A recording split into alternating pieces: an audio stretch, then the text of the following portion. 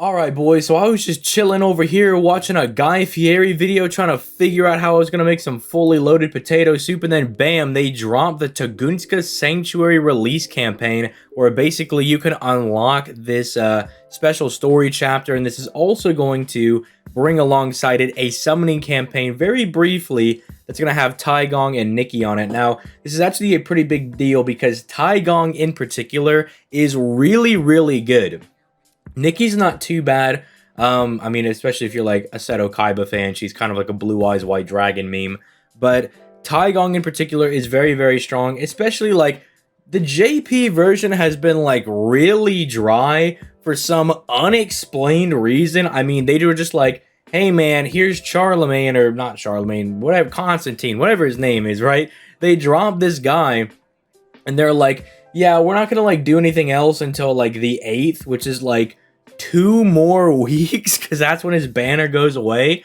So it's just like, we've had absolutely nothing going on over there, which is fine, because I'll just go farm the NA version and do, you know, a lot of the Las Vegas event and everything. But still, it's been very oddly dry, and this is definitely a very welcome piece of content that they've added over here, because Taigong in particular, if you guys are looking for a very strong addition to the quick meta, this guy definitely is like a house for the quick meta, because, I mean, if you just look at the skills that this guy has, this is absolutely insanely broken. You might just be sitting there being like, hey man, like, I don't get it. Like, it's only 15%. Only 15%. Do you hear yourself sitting there in the comments?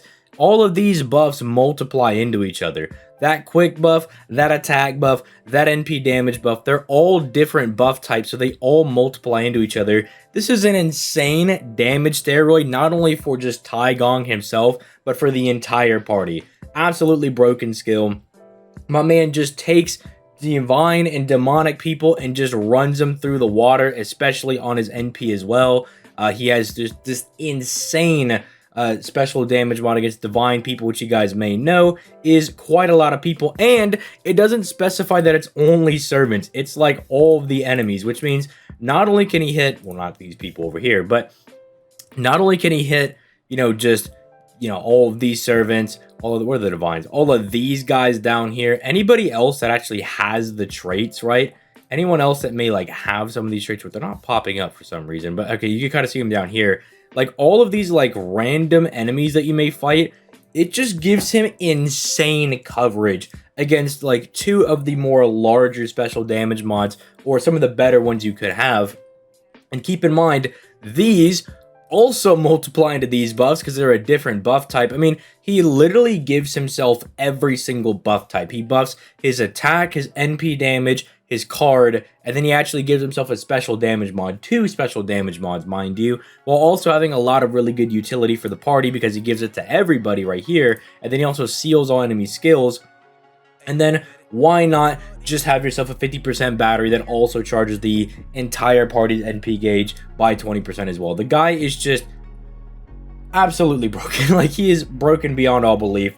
I mean, this was definitely a very solid buff for the quick meta because this guy just absolutely thrashes everything. He is so good. I'm really happy that I pulled Scotty over on the NA version, not the NA, but the JP version of the game, because I still don't have Scotty on the NA version. What am I talking about? I'm being a silly goose. But on the JP version of the game, I acquired Scotty, and I also had Tai Gong because I was summoning pretty hard for Nikki over here. I have now managed to get her at an NP2, so maybe I shouldn't have gone as hard for her as I did, but you know, you live and you learn. But yeah, having Tai Gong plus Scotty is just absolutely dummy insane. Plus, if you like the lore, this guy can be a Grand Caster or a Grand Rider. He qualifies for both classes, so you know, if you also just like the lore, he's also really OP, and he's just a chill guy. Now, Nikki, on the other hand, she's a little weird.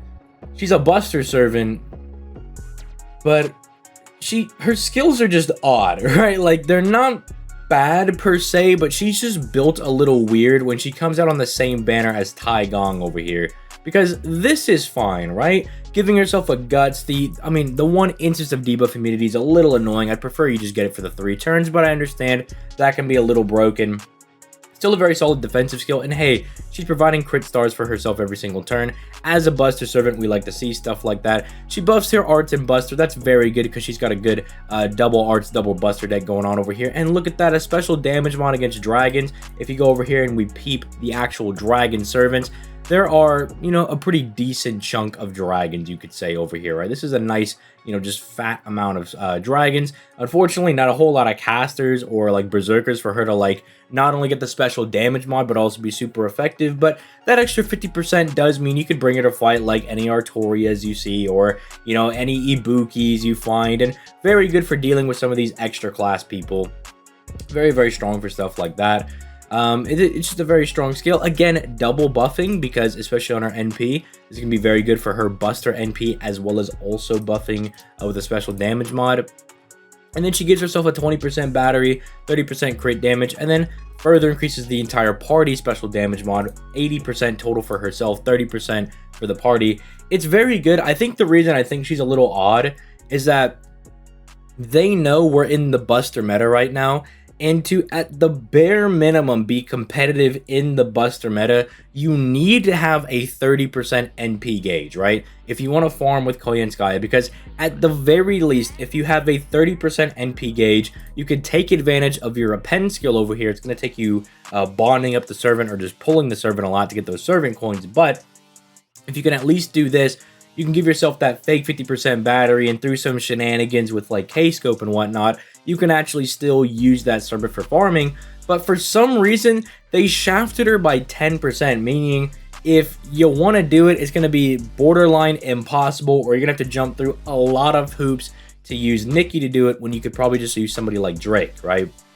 Very, very odd, because everything else about her I think is really good. I mean, this is all really insane, right? This 20%, this is something they've been doing very commonly with servants. They'll give them the overcharge here that procs on NP, plus some 30% on one of their skills, so that way they can get away with giving them a quote-unquote mana burst for 3 turns, right? Because whenever she procs her NP, this 30% and this 20% right there are going to add into each other for 50%, because same buff types add into each other, different buff types multiply into each other. But again, just a bit of an oddity with this servant. Don't really understand why they took her in that direction, but I still think she's really good. Maybe I'm a little biased because I took this servant and I grailed her to level 100, so maybe I'm a little biased, but this is definitely one of those banners that you want to be aware of if you're on the JP version of the game. This CE right here is also pretty good if I remember correctly, because it can give you the 50% NP gauge, and it gives you this as well.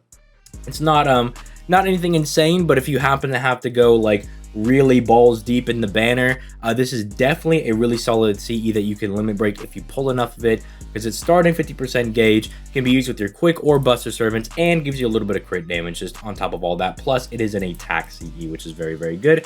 But let me know what you guys think in the comments down below. Are you going to be summoning for Taigong or Nikki over on the JP version of the game? I already have both, so I'm not going to need to do that. But let me know what you guys think in the comments down below. Remember to like and subscribe for that daily FGO content. And with all that being said, I'm gone. Peace late, guys.